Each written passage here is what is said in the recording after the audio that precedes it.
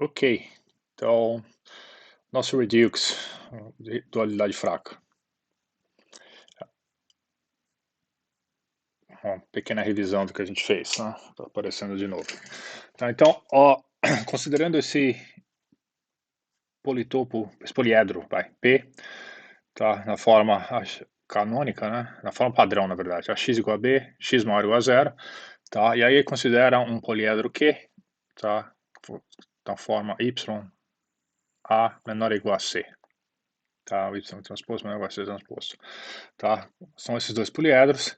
E aí a gente considera os problemas A primal e dual, né? A gente sabe que vai definindo o problema primal P como a minimização de C transposto X para X em P. Ops, eu estou sem a canetinha aqui. Deixa eu pegar a canetinha de desenho. Se a gente ver aqui o problema primal e o problema dual. E aí temos aqui a otimização em cima dos dois poliedros, o poliedro P e o poliedro Q. Tá? Os poliedros P e Q já foram definidos de forma que os problemas fossem duais um do outro. Tá? Aí o teorema da dualidade, o teorema fraco da dualidade, tá? No fundo ele estabelece o quê? No fundo ele estabelece que se a gente pegar o ínfimo de C transposto X, tal que X pertence a P, ele é maior ou igual ao supremo, tá? Do Y transposto B, tal que o Y pertence ao Q. Tá? Tá? E se os poliedros forem não vazios, tá? Se o P e o Q forem dois poliedros não vazios, a gente pode substituir o ínfimo aqui no lado esquerdo por mínimo e o supremo no lado direito por máximo. Tá? Então a gente fica realmente com essa desigualdade aqui, tá? Que o mínimo de C transposto X para X pertencente a P é maior ou igual ao máximo de Y transposto B, tal que Y pertence a Q. Tá? Bom, e a prova, a gente fez a prova disso lá várias vezes, é extremamente simples, né? Tá? Então, se a gente tiver um X primal viável e um Y dual viável, tá? Essas são as hipóteses, né? Então a gente pode pegar lá o Y transposto a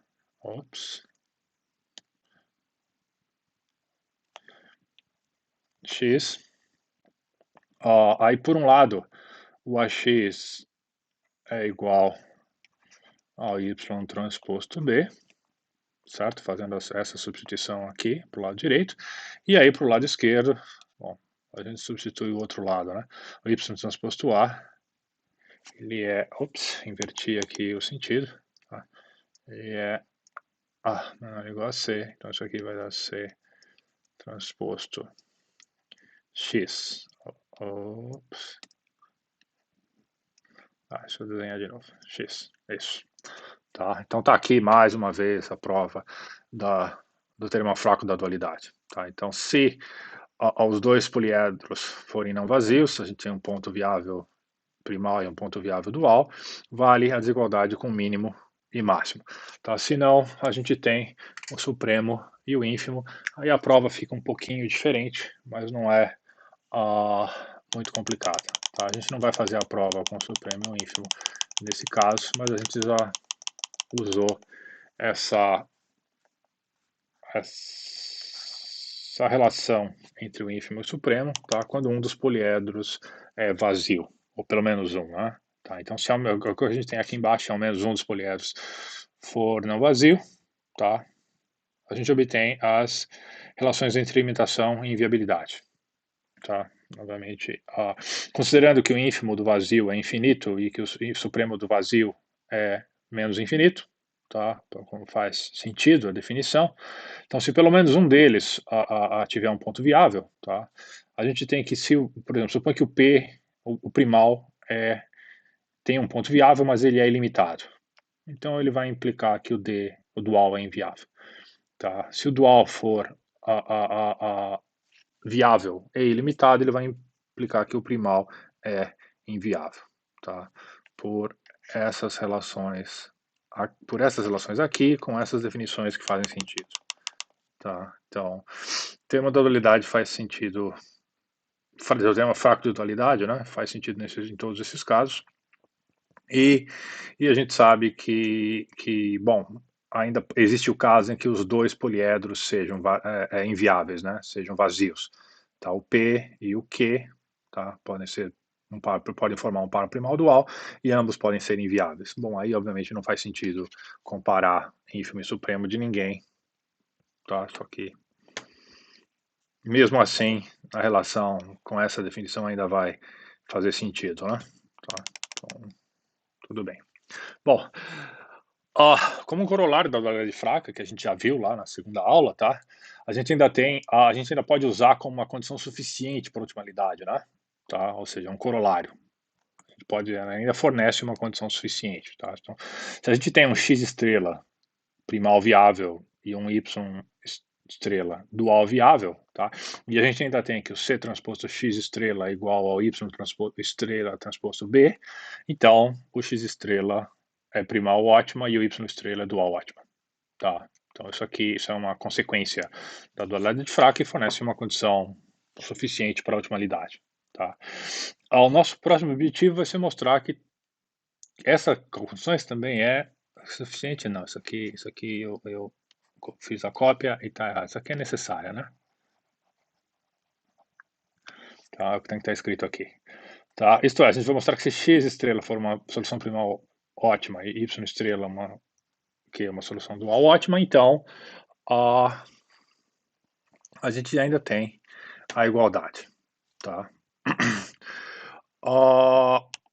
Então, a suficiência pela dualidade fraca é trivial, tá? A necessidade, que vai ser a história da dualidade forte, tá? Se a gente tiver duas soluções que são primal viável e dual viável, e isso aqui vale, então, tá? Elas vão ser ótimas. Não, isso que eu acabei de falar foi o que eu escrevi aqui em cima. Peraí, necessidade.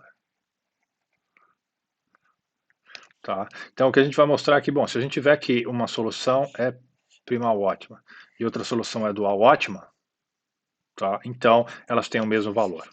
Tá? É isso que a gente quer mostrar. A gente já mostrou que se uma solução for viável, primal viável, y for dual viável, e elas têm o mesmo valor, então elas são ótimas. Tá? Agora a gente vai querer mostrar a volta. A gente vai querer mostrar aqui, olha, que se a gente tem uma solução que é primal ótima, uma solução que é dual ótima, então elas têm o mesmo valor. Tá? Isso é o que a gente chama de dualidade forte. E a dualidade forte requer um pouco mais de trabalho, tá? Não é como a prova que a gente acabou de apresentar de novo da dualidade fraca. Tá? A dualidade forte, no fundo, ela decorre do lema de Farkas. Tá? Tem várias formas de prová-la. A gente vai fazer uma primeira prova. A gente vai prová-la de mais de uma vez nesse curso, tá? Vocês já devem estar provando na lista de exercícios via Fourier-Motzkin. Tá? A gente vai usar o algoritmo fundamental e a nossa prova do lema de Farkas para implicar a dualidade. Depois a gente vai tirar a dualidade de dentro do método simplex, tá? E depois a gente ainda pode fazer umas outras argumentações a respeito, tá? Antes disso, vamos apresentar uma aplicação de dualidade fraca, tá? Porque é uma aplicação interessante, várias aplicações requerem somente dualidade fraca, tá? E dessa vez vamos fazer para a gente ver que às vezes só o fato da gente ter um par primal dual, ou seja, saber que vale a dualidade mesmo fraca, a gente já consegue tirar bastante resultados interessantes disso, tá? Em outras situações a gente vai precisar de dualidade forte, mas tem umas que só a dualidade fraca já resolve. Então, a aplicação que que eu escolhi para trabalhar com vocês vai ser o teorema de Sperner, tá? Que vocês devem ter visto no curso de matemática discreta, tá? Então vamos fazer uma aplicação bem combinatória, tá? Vamos usar a dualidade fraca em otimização linear para mostrar um resultado combinatório, tá? Sobre conjuntos parcialmente ordenados. Então, lembra que o conjunto potência, né, o power set de um conjunto finito, né, N, tá, sem perda de generalidade, supõe que o nosso conjunto com N elementos são os elementos 1, 2 até N, tá? não faz diferença se são esses ou outros, o que interessa são os n elementos. E 2, então, elevado a esse conjunto é simplesmente a coleção de todos os subconjuntos dele, né? Tá, isso aqui vocês já devem tá careca de saber, como se dizia antes, não sei se ainda se diz desse jeito. Então, só como um exemplo, se a gente tem lá que o conjunto é o n igual a 1, 2, 3, o conjunto potência do conjunto com 3 elementos, né, de 1, 2, 3, são todos subconjuntos. Então, o conjunto vazio, os singletons, que só tem 1, o 2, o 3, depois os pares, né, 1, 2, 1, 3, 2, 3, e finalmente o conjunto todo. Tá? Então, isso é o conjunto potência, são todos subconjuntos. Então, um subconjunto A agora, tá, desse conjunto potência 2n, tá, a gente diz que isso é uma anticadeia, tá, o A é uma anticadeia, então o A, de novo, é uma família de conjuntos. Tá? Conjunto potência é uma família de conjuntos, é um conjunto de conjuntos, né, a gente às vezes chama de família de conjuntos. Então o A é uma anticadeia se para todos os elementos x e y que a gente pega em A, tá, x e y distintos, então x e y são elementos de A, então x e y são conjuntos, tá? Então eles são subconjuntos desse conjunto aqui, até n, tá? Para quaisquer dois x e y em A que a gente pega distintos, tá? Nem o x está contido em y, nem o y está contido em x. Ou seja, eles são incomparáveis, tá? Isso é a definição de uma anticadeia. É uma coleção de elementos que são incomparáveis. Então, no nosso exemplo aqui, para esse conjunto potência, por exemplo, o conjunto formado só pelo singleton 1, 2 e 3 é uma anticadeia. Tá? Por quê? Porque, bom, claramente um não está dentro do outro aqui, para qualquer par distinto que você pegue. Um outro exemplo, se eu pegar o elemento 1, 2 e o 3, isso aqui também é uma anticadeia. Se eu pegar um único elemento que tem o conjunto 1, 2, 3 lá dentro, isso também é uma anticadeia. Tá? De 2 elevado ao conjunto 3, com 3 elementos. Tá? Mas, se eu pegar esse conjunto aqui, 2, 3 e 1, 3, isso aqui não é uma anticadeia. Tá? Esse não é uma anticadeia. Por quê? Bom, porque se eu pegar esse cara aqui como x, tá? Se eu pegar esse cara aqui como x, e eu pegar esse aqui como y, o x está contido dentro do y, né? Tá? Então, falhou essa definição. Tá? Então, conceito de anticadeia, no fundo, é simples. Isso aqui deve ser só uma revisão, tá? Vocês já devem ter visto isso. Bom, a gente diz que uma anticadeia ela é maximal, tá? Se A igual a B, então, o conjunto é igual para toda a anticadeia B de a B tal que A contido em B.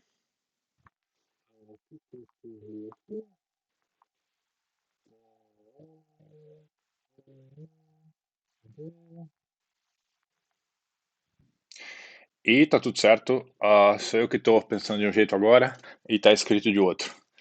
Eu escrevi esse slide há um tempo, eu estou só, como eu falei, regravando. O pessoal do ano passado falou que tinha ficado um pouco rápido. Então, o que a gente tem aqui é o seguinte, imagina a gente tem uma anticadeia A, tá? Ela é maximal se ela não está propriamente contida em uma anticadeia maior do que ela. Tá? É isso que está escrito aqui. Basicamente, a gente tem aqui a anticadeia A. Ela é maximal se para toda a anticadeia B, tá? Que contém aqui a não necessariamente propriamente, tá? O caso é que A tem que ser igual a B. Tá? Ou seja, B é igual a no caso. Então, a gente tem lá uma anticadeia A e não existe uma anticadeia maior B que contém A. Tá? E ela é máxima se ela tiver o maior número de elementos dentre todas as possíveis anticadeias. Tá? A gente sabe que o conceito de máximo implica o conceito de maximal, né? Mas o contrário não vale. Tá bom, isso já foi definido lá em matemática discreta e também em teoria dos grafos, né? Tá? Lembra lá a história que um caminho maximal não necessariamente é máximo, um emparelhamento maximal não necessariamente é máximo, tá? E por aí vai. Okay? No caso, os caminhos são equivalentes a cadeias, o que a gente vai falar agora. Tá? Os emparelhamentos já funcionam como anticadeia, packing nesse caso. Dá para fazer, tá? Então, como eu falei aqui, claramente toda anticadeia maximal também, máxima também é maximal, mas a recíproca não vale. Tá? Aqui um exemplo, 1, 2, 3, aquela anticadeia que a gente tinha visto, ela é máxima para o conjunto 2 elevado a 3, por quê? Porque não dá para fazer uma anticadeia com mais do que 3 elementos, tá? A gente pode voltar aqui e olhar para todos os conjuntos, você vai ver que não tem como, tá? Se você vai, sem algoritmo aqui, você pode testar tudo nesse caso, são só 8, tá? Então você vai ver que não dá para fazer, ok? Mas já a anticadeia 1, 2, 3, que a gente sabe que ela é uma anticadeia, a gente já viu, ela é maximal, mas não máxima. Tipo, não dá para estender isso aqui, tá? Qualquer outro conjunto que a gente colocar aqui dentro, a família vai deixar de ser uma anticadeia, tá? Então ela não é extensível, ela é maximal, mas não é máxima. A prova que não é máxima está aqui, né? Essa aqui tem 3 elementos, essa aqui só tem 2, tá? Para ver que ela não é extensível, bom, de novo, volta aqui nos conjuntos que a gente listou e tenta estender a cadeia, a anticadeia. Você vai ver que não dá, tá? Já um exemplo trivial aqui, né? A anticadeia que só tem os elementos 1, 2, subconjunto 1, os dois singletons, né? Ela não é máxima nem maximal, né? Tá propriamente contida nessa aqui. Tá? Um exemplo bobo nesse caso, mas, bom, a gente não tem uma riqueza muito grande aqui na coleção de conjuntos porque o número de elementos ainda é pequeno, tá? Mas isso pode ficar bem mais complicado, tá? Antes da gente falar, então, sobre uma cadeia, tá? Que é o conceito dual da anticadeia, são um dual do outro, tá? Temos aqui no diagrama de Hess, tá? Eu fiz aqui agora para 2 elevado a 4, conjunto, o ground set, o conjunto base, 4 elementos, 1, 2, 3, 4, para ficar um pouquinho melhor. Com 3 elementos é o hipercubo, né? É o cubo, tá? 3 dimensões. Seria vou botar assim, tá, tá, tá, tá, tá, tá, tá, ops, aí eu teria que botar aqui, tá difícil de desenhar agora, tá, tá, e a gente teria lá os vértices, pego o desenho aqui, eu movo os vértices por lugar daqui a pouco, então pega aqui o vértice, move pra cá, move pra cá, move isso pra cá, pra cá, pra cá, pra cá, e ainda tá faltando um vértice aqui, e um vértice aqui, tá? Isso aqui é um diagrama de Hasse deitado, né? Tá? Aqui estaria o conjunto vazio, e aqui estaria o 1, 2 e 3, tá? E aí aqui estariam os singletons, 1, 2 e 3.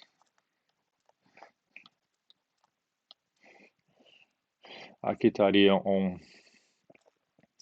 os demais elementos com agora dois elementos, né? Esse aqui, ops, não, o 2 não está aqui, me engano, o 2 tem que estar aqui, né? Tá, esse aqui é o 2. Tá, e aí sim, aí aqui assim a gente tem 1, 2, aí aqui tem, ops, lá em cima vai ter 1, 3, aqui vai ter o 2, 3, e aí lá em cima tem 1, 2, 3, tá? Então é a mesma coisa, e aqui eu só fiz por 4, que é um hipercubo também, tá? Uma álgebra booleana, fica mais interessante de ver, tá? Tem um pouco mais de elementos. E a gente vê que a estrutura das arestas aqui é um pouco mais, começa a ficar um pouco mais rica, né? Bom, não é difícil ver o quê? Que todo nível de um diagrama de Hess, ou seja, de um hipercubo, ele forma uma anticadeia, né? Tá? Isso já devia estar ficando claro para vocês, tá? E o número de elementos que a gente tem nesses níveis é extremamente fácil de calcular, né? Tá? Se a gente ver aqui que esse é o nível 0, nível 1, nível 2, nível 3, nível 4, esses números são o quê? Lembrou? Bom, obviamente são os coeficientes binomiais que saem daqui, né? Tá? Aqui a gente tem o 4 tomado 0, 0. Vou botar aqui uma risca. Isso aqui são os níveis, né? Aí depois eu tenho 4 tomado 1 a 1, 4 tomado 2 a 2. Ops. 4 tomado 3 a 3. E 4 tomado 4 a 4, né? Ops. Deixa eu fazer de novo. 4, 4 tomado 4 a 4. Triângulo de Pascal, né? Tá, isso é uma linha do triângulo de Pascal. Tá? Então, cada linha do triângulo de Pascal dá o número de elementos que a gente tem em cada nível de um diagrama de Hess para uma álgebra booleana. Tá? Então, com isso a gente já intui o quê? Bom, observa para essas anticadeias que a gente fez aqui. Não são as únicas anticadeias que a gente consegue, né? Obviamente não. Essas são as anticadeias que a gente podia chamar de triviais, digamos assim. Elas estão fáceis de ver. Não é difícil perceber o quê? Todas elas são maximais, né? De alguma forma. Tá? Se a gente considerar a anticadeia que só tem o conjunto vazio, por exemplo, qualquer outra coisa que a gente inserir, ela deixa de ser uma anticadeia. Tá? Então, é um exemplo engraçado, né? É uma anticadeia que só tem um elemento e ela é maximal. Então, qualquer outro elemento do conjunto das partes que a gente coloque ali, ela deixa de ser anticadeia. O mesmo vale para o elemento aqui de cima, o que seria o 1, né? 1, 2, 3, 4. Tá? Isso aqui é um reticulado, além de ser um conjunto parcialmente ordenado, tá? Nesse caso é um reticulado, isso aqui, o conjunto aqui em cima seria equivalente ao 1 do reticulado, e o conjunto vazio seria equivalente ao 0, tá? Da álgebra booleana. Cada nível aqui também é uma anticadeia maximal. E nesse caso aqui, dá para a gente ver que essa aqui tem o maior número de elementos, então ela é candidata à máxima, né? Tá? A pergunta que nós vamos fazer é, bom, será que tem alguma maior do que essa? Tá? Esse é um ponto interessante. Tá? Não é difícil perceber o que? A gente consegue outras anticadeias. Isso, a gente pode pegar esse cara aqui, pode pegar esse cara aqui, ainda assim pode pegar o quê? Um está lá dentro, então o 2, 3, se pegar esses dois, isso aqui é uma anticadeia já maximal. Então, sei lá, se a gente tivesse pego o 1, quando a gente pega um elemento só, a coisa fica um pouco mais difícil. Então vamos ver se a gente pode pegar aqui. Se a gente pegar um 3, a gente pode pegar 1, 2, 4, mas aí a gente pode pegar 2, 3, e a gente pode pegar quem mais? Podia pegar só o 4 aqui, ou pode pegar 3, 4, 2, 4 não pode, 1, 4 não pode, 1, 2 não pode, mas pode pegar ops, podia pegar o 3, 4 ali, tá? Ou o 4 aqui, ou até mesmo o 2, 3, 4 não pode, mas o 1, 3, 4 também não, 2, 3, só pode fazer esses dois aqui. Então tá meio difícil conseguir uma um pouco maior, tá? Mas, então a nossa pergunta é essa, uma pergunta clássica. É claro, é trivial enxergar que, pelo que a gente conhece do triângulo de Pascal, que a camada do meio do diagrama de Hess, digamos assim, tá, o nível do meio, forma uma anticadeia e ela é candidata a ser máxima. Mas agora a pergunta é, será que isso realmente vale? Tipo, aqui a gente tentou poucas, né? Daria para tentar muito mais, tá? Ou de novo, a gente não testou todas. Isso aqui para 2 igual a 4, imagina o número de anticadeias que aparece aqui, tá? À medida que esse 4 cresce. Se esse 4 fosse um n, à medida que esse n cresce, tá? O número de possibilidades aumenta muito, tá? Tanto que contar, tá? Dado n, contar o número de anticadeias, tá? Num POSET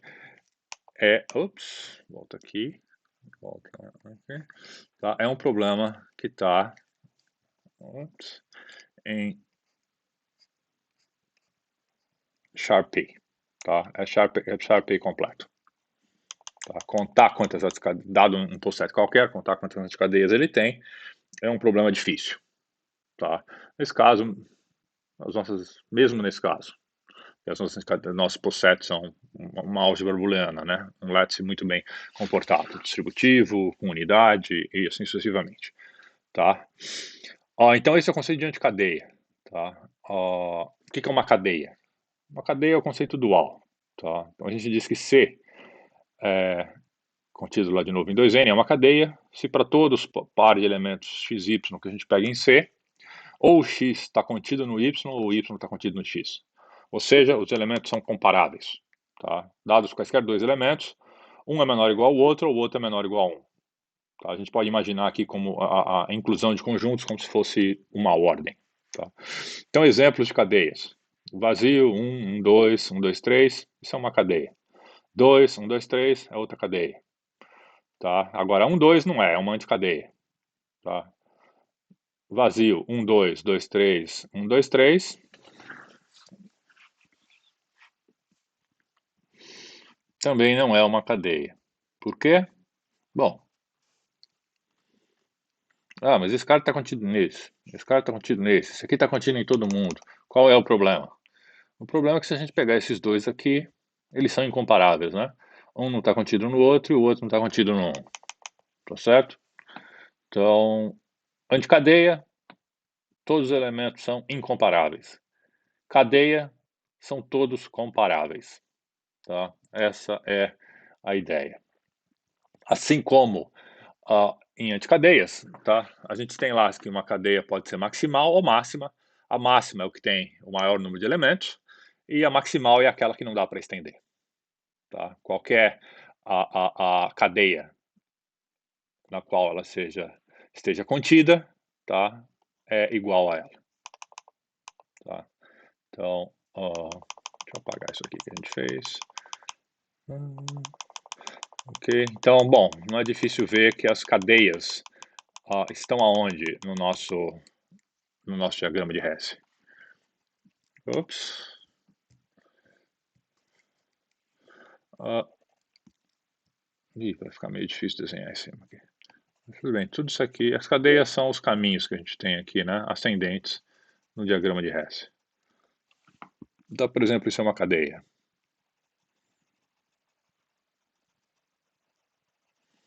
Isso aqui dá uma outra cadeia. Vou deixar ela lá. Tá. Isso aqui seria uma outra cadeia aqui. Bom, dá para ver o quê? Que as cadeias máximas são aquelas que vão do zero, do lattice ao 1, né? Tá? Do nada ao tudo. Claro que cadeias menores são aquelas que começam em algum nível superior ou terminam num nível inferior aos extremos. Tá? Então, temos aí uma cadeia e uma anticadeia. Algumas cadeias e uma anticadeia. Tá? Coisa interessante, todas as cadeias que a gente listou aqui são máximas, né? E a gente também listou uma anticadeia máxima aqui nesse caso. Estou falando que elas são. Você pode tentar fazer maior, não vai dar. Tá? Talvez você consiga uma de mesmo tamanho, nesse caso. Tá? O que a gente observa daqui? Olha para a figura e pensa um pouquinho. Bom, a gente tem aqui 6 elementos na anticadeia.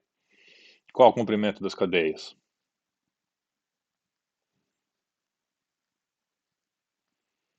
A gente tem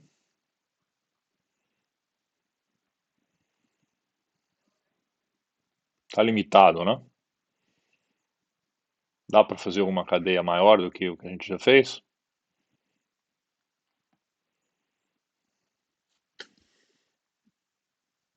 Não, né? Tá, então é uma desigualdade trivial que sai daqui, tá? Que essa a gente nem vai provar porque é trivial, que obviamente as anticadeias estão, o comprimento das anticadeias máximas estão limitando o comprimento das cadeias máximas, tá?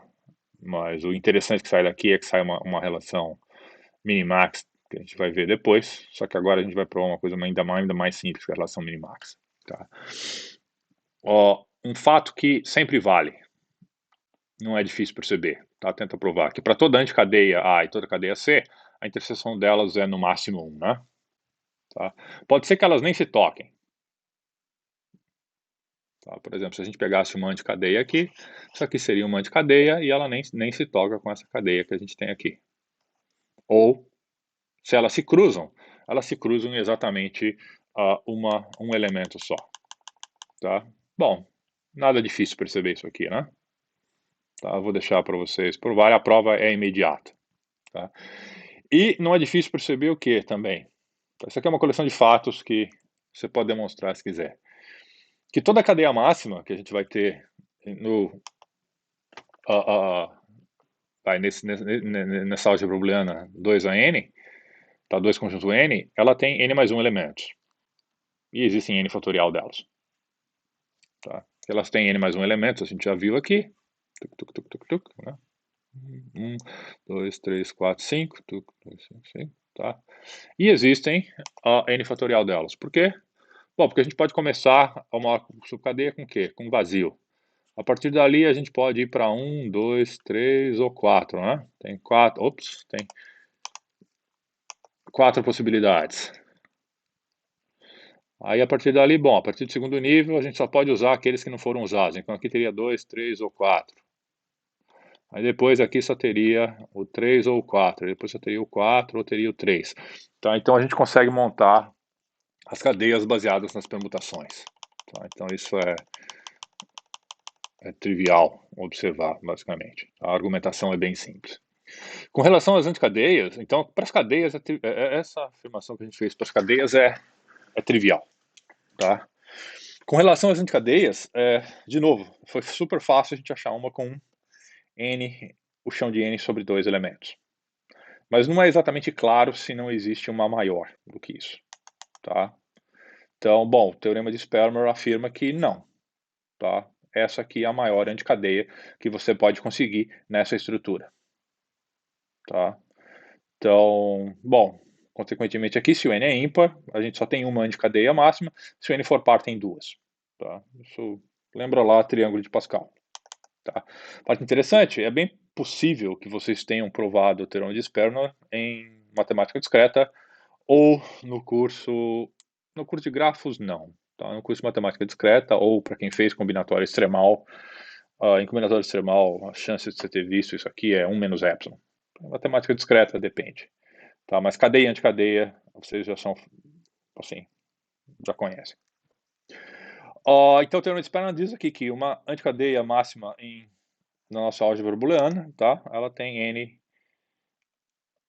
tomado o chão de n sobre 2 elementos.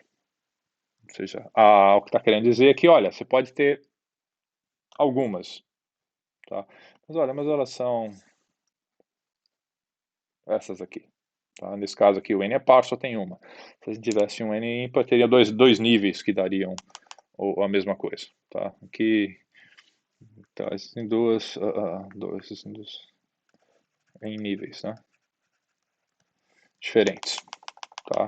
Então, você pode tentar achar outras e vai ficar um pouco difícil, dependendo do caso. Então, tem uma prova clássica combinatória para isso, tá? Que não é muito difícil, prova bem bonitinha, na verdade. O que a gente vai fazer aqui é fornecer uma prova via programação linear. Tá? Por quê? Porque é o nosso curso de programação matemática, né? A gente está fazendo otimização linear, então a gente vai mostrar que o uso, tá, da dualidade fraca na prova do teorema de Sperner. Tá? A gente já viu que, bom, falei para vocês que cadeia e anticadeia são elementos duais. Tá? Realmente são elementos duais do ponto de vista combinatório, tá? Pela definição. É uma dualidade combinatória, isso aqui, tá? De incidência e bloqueamento. E, bom, isso aqui tem relação com a dualidade em programação linear. Tá? E fica bem bacana, e só a dualidade fraca já é suficiente para garantir uma prova dessa. Tá?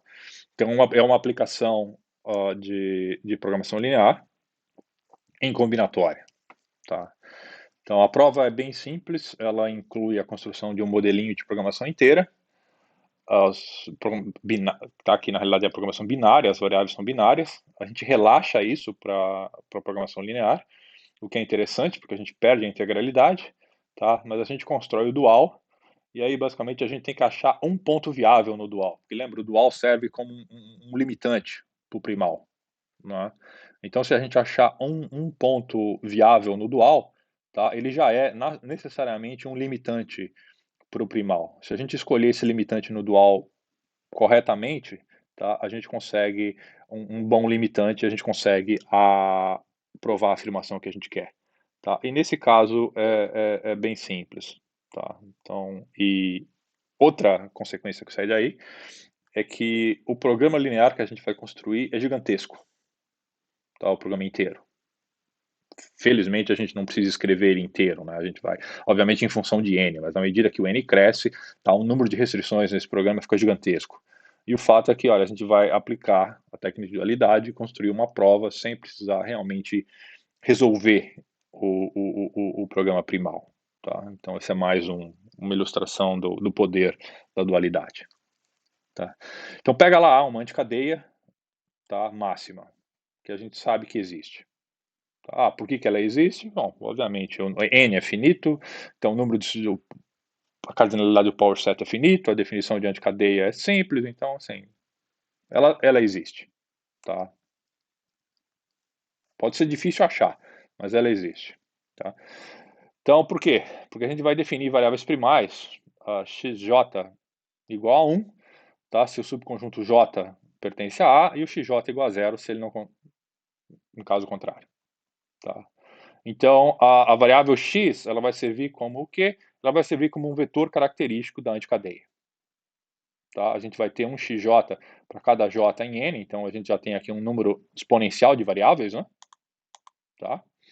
E ela vai ser 1, são variáveis indicadoras, né? É 1 se o conjunto está dentro da anticadeia, 0 em caso contrário. Tá? Então, o vetor característico, assim, a variável xj, cada variável xj é indicadora. E com isso a gente constrói, então, o óbvio programa inteiro. Tá? Um programa linear inteiro, binário no caso. O que a gente quer? Bom, a gente quer que achar a maior anticadeia. Achar a maior anticadeia é simplesmente fazer a soma de todos os CJs para todo J, né?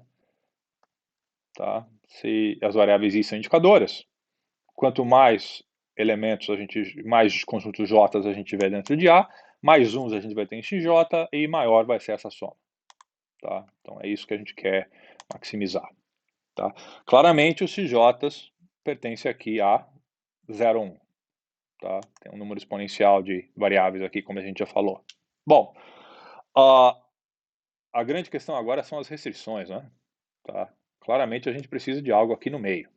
Por quê? Porque senão atribui 1 para todo mundo aqui e a gente obtém como resposta o power set inteiro e claramente isso não é uma anticadeia, né? Tá? Não vai ser uma cadeia também, né? Vai ser simplesmente um power set. Tá? Então, bom, como é que a gente constrói as restrições? Aqui está a parte que a gente usa a dualidade fraca, digamos assim, a dualidade combinatória fraca. Tá? Que é o fato lá que toda anticadeia e toda cadeia, tá? Elas possuem no máximo um elemento em comum. Tá? Então, toda cadeia bloqueia uma anticadeia e vice-versa. Tá? É o que sai daqui. Tá? Então, é isso que a gente usa.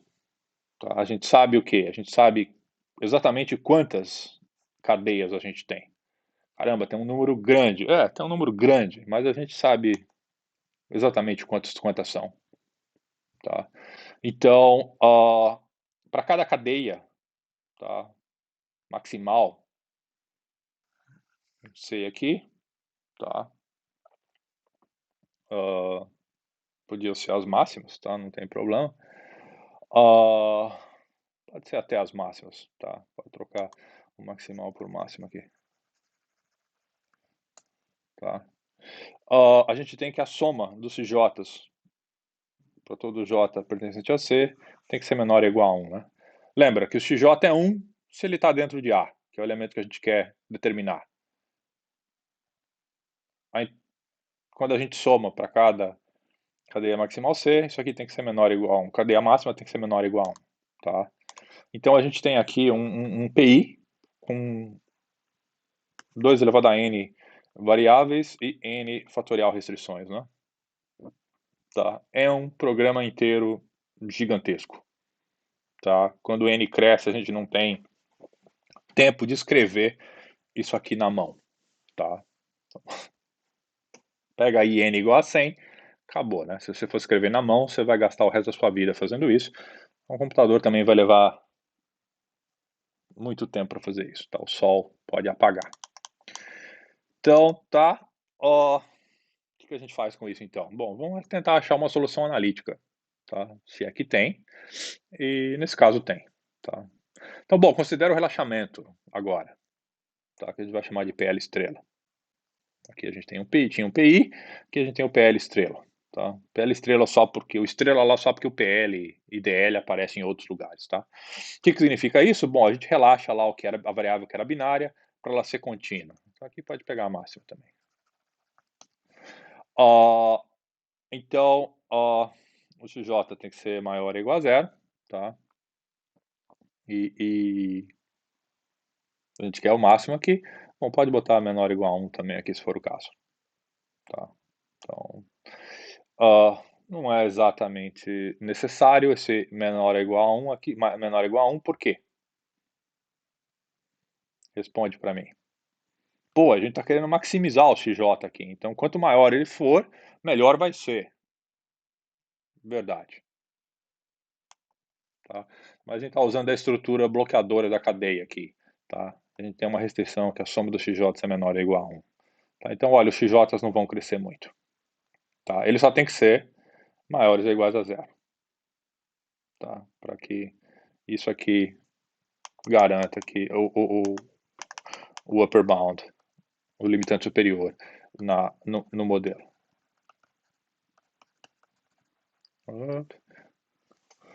Mas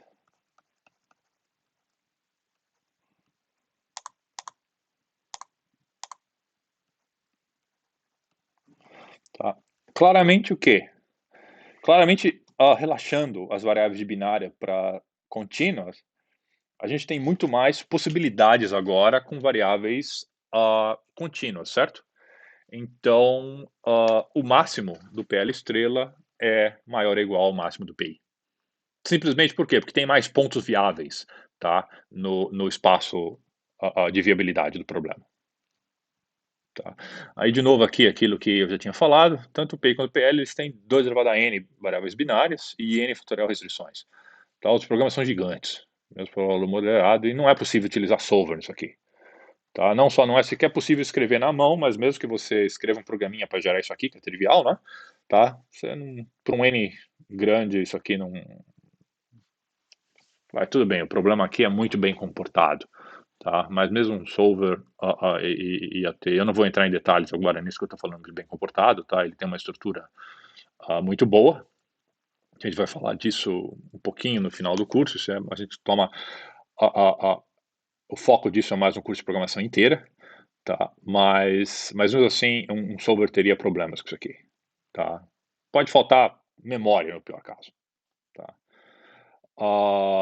Então, bom, o que a gente faz agora?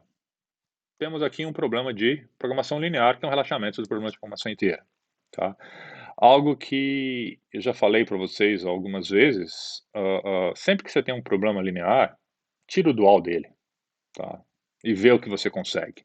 Então vamos obter um dual para o PL estrela. E para o dual a gente precisa o quê? A gente precisa de uma variável YC aqui para cada cadeia que a gente tenha, né? Porque para cada cadeia a gente tem uma restrição dessa. Então a gente tem uma variável dual para cada uma delas. Tá? Cada cadeia maximal ou máxima, tanto faz. Tá? Então, isso aqui que vira o dual. Tá? Antes de prosseguir, tenta fazer você. É um bom exercício, é bem simples, mas é sempre um bom exercício, tá?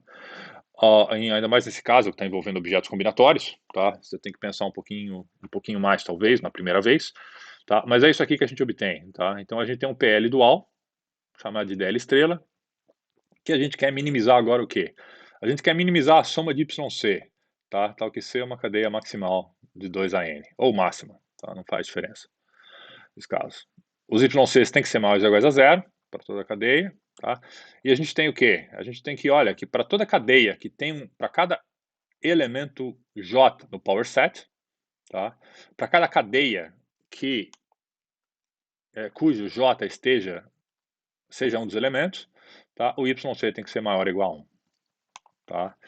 Então, se a gente tinha no problema original que as cadeias estavam bloqueando as anticadeias, então aqui a gente tinha um packing de anticadeias, tá? A gente estava empacotando anticadeias. Bom, a gente estava empacotando uma estrutura com anticadeias, tá? O que a gente está fazendo agora é que a gente está cobrindo a estrutura com cadeias, tá? É isso que está acontecendo. A gente tem ali uma situação de packing e covering, tá? Emparelhamento e cobertura, tá? Empacotamento e cobertura, tá? Então aqui tem um dual.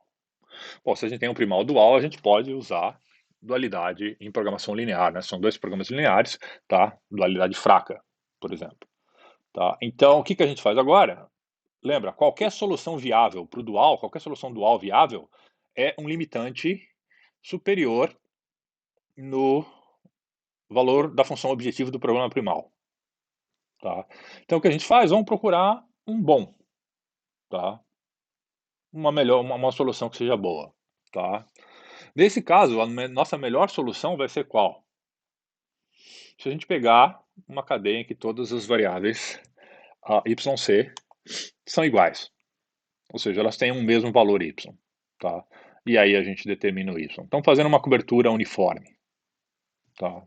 Então, vamos procurar uma solução onde todas as...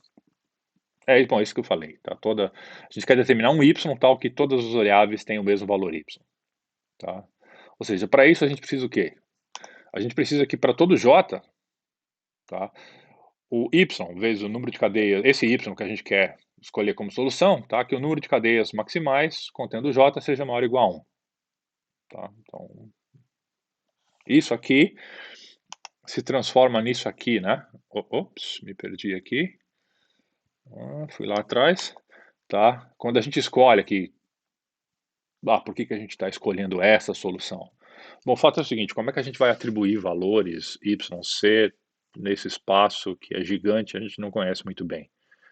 Pega um que é igual para todo mundo, tá? A cobertura uniforme. E vamos ver se funciona. Tá? Nesse caso, por quê? Porque ela está bloqueando de maneira uniforme, então tem chances disso acontecer. A gente não tem pesos envolvidos, né? Se tivesse peso envolvido era outra história, tá? Mas aqui a gente está lidando apenas com cardinalidade, tá? Então, tá aqui uma dica de raciocínio. Quando a gente está lidando com cardinalidade, os objetos ou estão ou não estão, ou seja, tem peso 1 ou 0. Então, em geral, o dual ele está envolvido com essa história de um... Se você tem um empacotamento de um lado, você tem uma cobertura uniforme do outro. Tá? Então, é natural que a gente esteja procurando por um Y que todas as variáveis sejam iguais, a princípio. Tá? Se tivesse peso aí, a gente teria que fazer um ponderamento. Mas, bom, essa restrição, então, ela se transforma nessa aqui. Tá? Ou seja, o que a gente realmente quer? Bom, quantas são as cadeias maximais aqui? Máximas. Eu devia trocar isso tudo para máxima depois de uma vez, porque a gente está fazendo conta até para... está fazendo conta para cadeia máxima aqui, na verdade, tá? Então, máximo. Tá. Ou seja, para todo J que a gente tem, tá, o J tem que valor? Ele pode ir de 0 até N, né, tá. Nós precisamos o quê? Tá, por quê? A gente precisa que essa restrição seja satisfeita, né. Tá, o y vezes o j fatorial, que multiplica n menos j fatorial, maior ou igual a 1. Por quê? Da onde vem isso aqui? Isso aqui é basicamente o que resolve o problema. Tá? O que a gente tem aqui? Pensa nas cadeias como se fossem máximas, tá? Não precisa desse maximal aqui, tá? Ó, a gente começa lá com o quê? Começa com o vazio. Aí a gente pega um singleton, por exemplo, como é que coloca um. Aí depois pega e estende aquilo ali, por exemplo, para um 3. Aí depois coloca um, estende para um outro, 4. Aí depois estende para um, 2, 3, 4 e por aí vai. O ponto é que para qualquer J que a gente pegar, vou voltar algumas páginas para o desenho, vai. Para qualquer J que a gente pegar, o J aqui ali está servindo como nível, né? Tá? Que a gente já tinha visto 0, 1, 2, 3, 4. Tá? O J está servindo como nível lá. Para qualquer J que a gente pegue aqui, a gente tem J fatorial formas de chegar até esse nível J.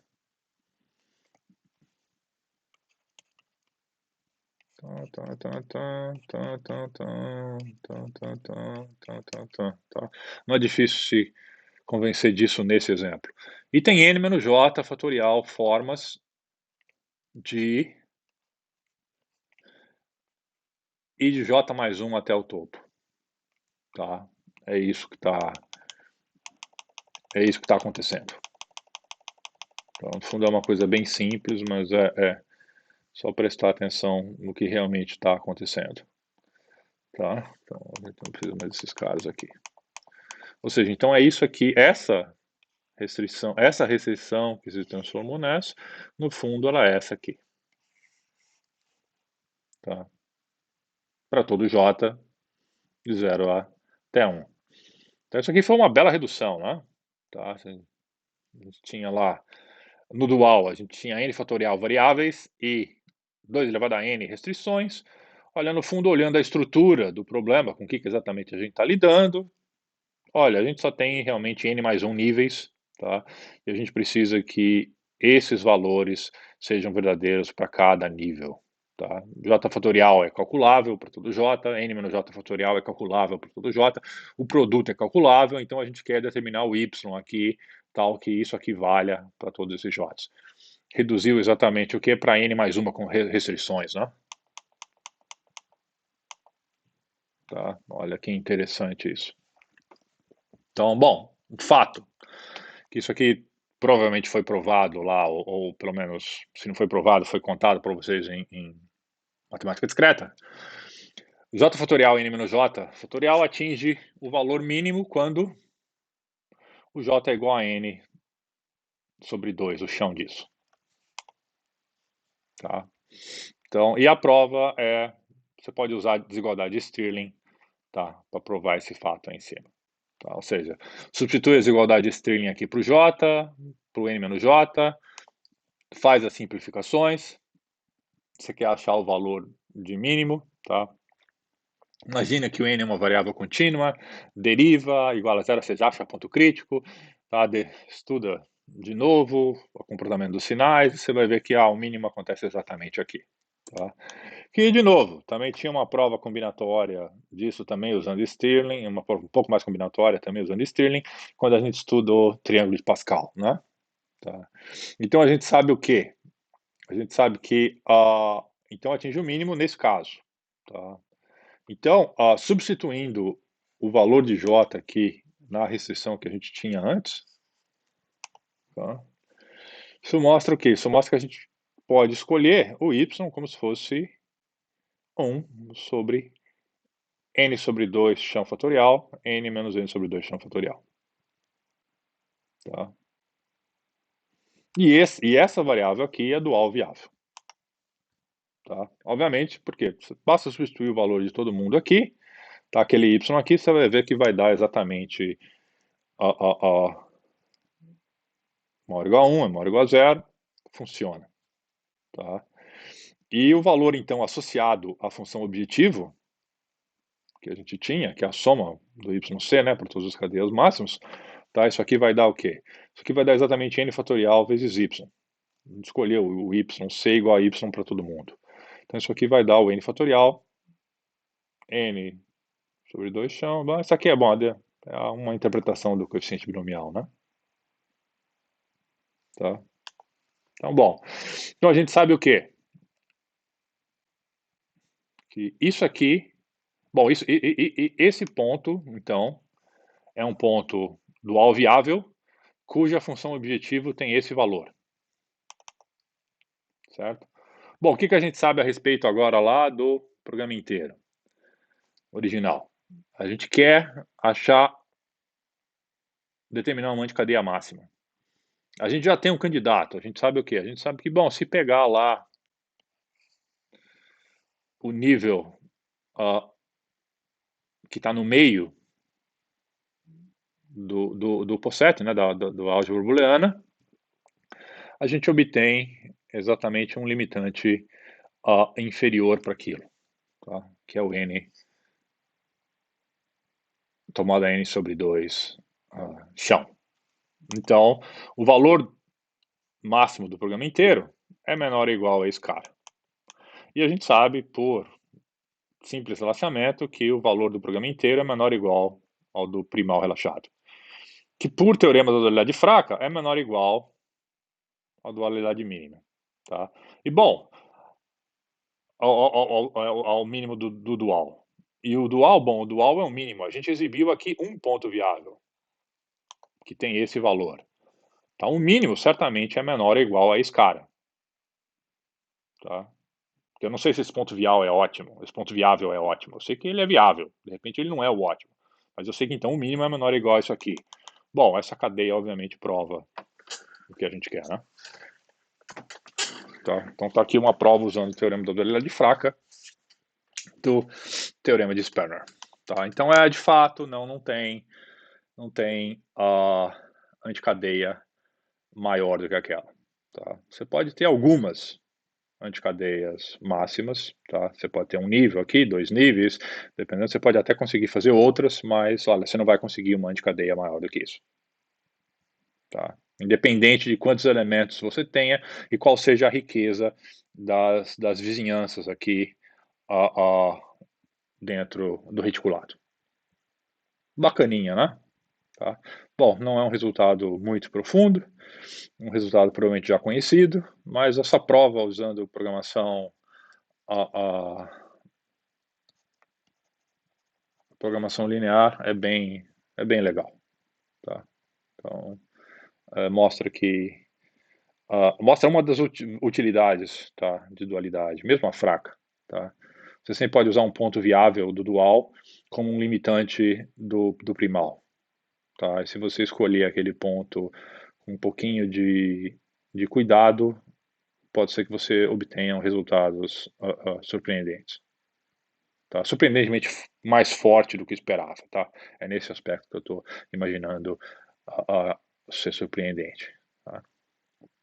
E, bom, tem várias outras aplicações de dualidade fraca. Tá? Talvez algumas mais apareçam no curso. Tá?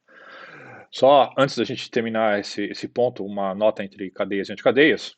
Tá? Aqui as cadeias e anticadeias, elas são conceitos que aparecem em reticulados e conjuntos parcialmente ordenados, tá? Que são estruturas que focam em relações de ordem, tá? E elas generalizam muitos problemas, tá? E tem muitas aplicações. E em otimização linear, tá? E otimização inteira, basicamente, tá? Essas relações de cadeia e anticadeias, elas aparecem em teorias de emparelhamento, funções submodulares, problemas de empacotamento, cobertura e orientação, soluções obtidas via programação dinâmica discreta, tá? E até certo ponto estocástica, tá? Então elas estão por trás disso. tá? E em particular, como eu já falei ali, os exemplos que a gente fez de relaxamento, tá? O PL estrela e o DL estrela são exemplos simplórios de relaxamento de um problema de empacotamento e cobertura. Tá. Nesse caso, tudo funcionou direitinho. Quando os problemas ficam um pouco mais complicados, obviamente a dualidade continua funcionando, mas a gente não consegue estabelecer a igualdade, tá? Funciona só como bound. A gente vai fazer alguns exemplos disso um pouco mais para frente, tá? Mas mantenha essa ideia na cabeça, porque ela é bastante útil e a gente vai usá-la em outras situações e generalizá-las um pouquinho, tá? Mais para frente. Tá? O próximo tópico que a gente tem para cuidar é dualidade forte. E o ponto é que eu acho que para essa sessão, a a cobertura que a gente fez do lema de Farkas e do tema de Sperner, acho que já ficou de bom tamanho. Eu vou empurrar um pouco dualidade em forte então, que foi uma das, já falei para vocês, o ano passado o pessoal disse que o material estava andando muito rápido nesse ponto. Então eu vou deixar isso aqui, não é complicado, tá? Mas basicamente a gente vai usar a lema de Farkas, mas eu vou deixar para vocês entenderem bem esse conceito e vou empurrar dualidade forte para outra sessão então, tá? Sem prejuízo, sem perda. Então, abraço a todos e até a próxima.